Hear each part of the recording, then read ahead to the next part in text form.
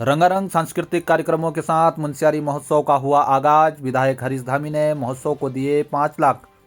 मंगलवार को 3 दिवसीय मुनस्यारी महोत्सव का रंगारंग सांस्कृतिक कार्यक्रमों के साथ आगाज हो गया है। मुख्य अतिथि स्थानीय विधायक हरीश धामी ने दीप प्रज्वलित कर महोत्सव का विधिवत उद्घाटन किया।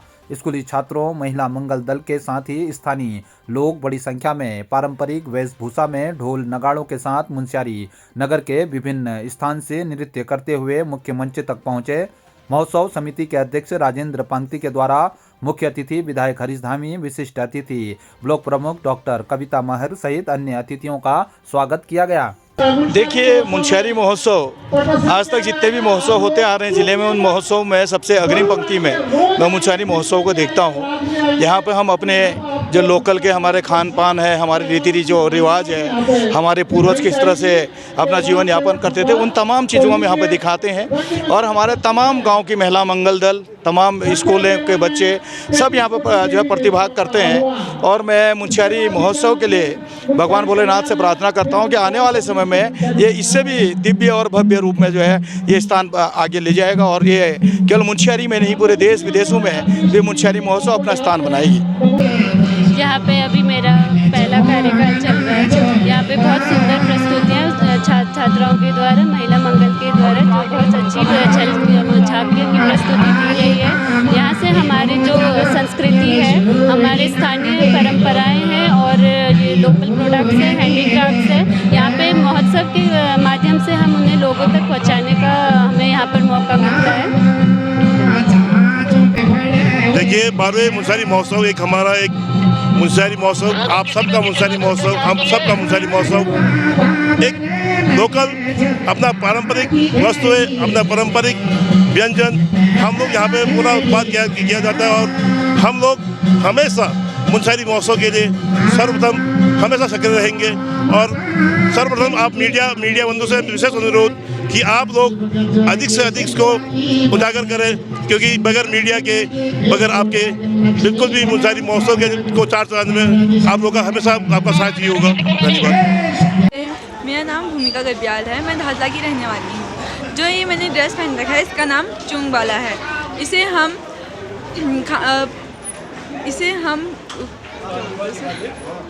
ये हमारे पूर्वजों से चलता हुआ आ रहा है कि हम अपने संस्कृति को बचाए। जो भी हमने भी पहना है कि आगे जाकर कोई इस वेशभूषा को पहनना ना भूले। इस वजह से हम अपने वेशभूषा को, परंपरा बचाने के लिए ये ड्रेस पहन रहे हैं। जो मैंने पहना है इसका नाम है रंगा, और जो मेरे साथ है उसको बोलते हैं चुंगबाला। धन्यवाद।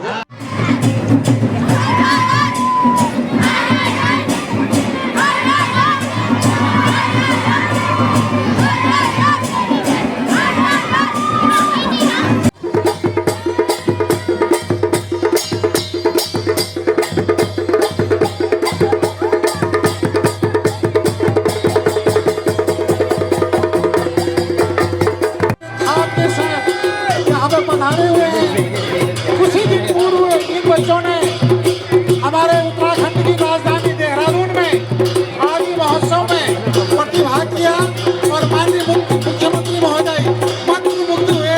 हमारे ही सुदूर सीमांचल पंचचूली की तलहटी में बसा गांव चिलकोट के नन्हे मुन्ने बाल कलाकार, पीछे हमारी माताएं, हमारी मातृशक्ति।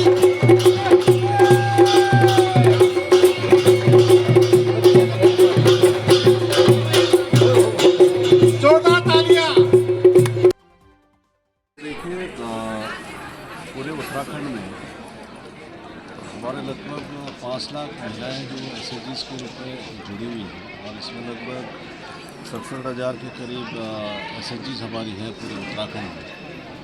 और जो मैंडेट हमारा है आज की डेट में कि इन SHGs से जुड़ी हुई महिलाओं को कैसे जल्दी से जल्दी लखपति दीदी के रूप में इनको आगे बढ़ाएं, तो इसी बात को लेके आज हमने धारचूला ब्लॉक में यहाँ के लगभग 750 के करीब SHGs हैं, तो उन लोगों में एंटरप्रेन्योरशिप की भावना कैसे डेवलप करें और उनको कैसे आगे बढ़ाएं, ये वर्कशॉप इसका आयोजन हमने किया था। और पूरे स्टेट के परिप्रेक्ष्य में अगर हम बात करते हैं तो लगभग 1,68,000 के करीब ऐसी हमारे SHG की महिलाएं हैं जो लखपति दीदी बन चुकी हैं और इस साल भी हम लोगों को बनाना है। तो उन महिलाओं को खासकर हम लोग यहाँ पर फोकस कर रहे हैं कि कैसे वो सबसिस्टेंस उससे एक एंटरप्रेन्योरशिप की तरफ कैसे वो लोग बढ़ें। तो हर विभाग यहाँ पे आया है, रेकी विभाग, और सबने अपनी योजनाओं की जानकारी यहाँ पे उन लोगों को दी है। और ऐसे स्वयं सहायता समूह जिनको अपना व्यवसाय आगे बढ़ाने के लिए दिक्कत हो रही है, तो उसको RBI के माध्यम से, जो रूरल बिजनेस इंक्यूबेटर्स के माध्यम से, कि कैसे हम लोग प्लेटफॉर्म ये लोग उनको उपलब्ध कराएं, तो इसकी भी कार्यशाला हम लोगों ने यहाँ पे आयोजित की है।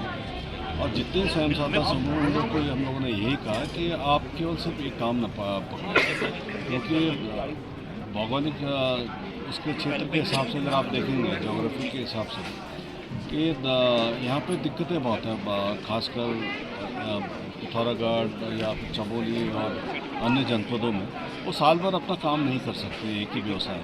तो जब तक इंटीग्रेशन वो लोग नहीं करेंगे तब तक उनको अच्छा रोज़गार नहीं मिलेगा।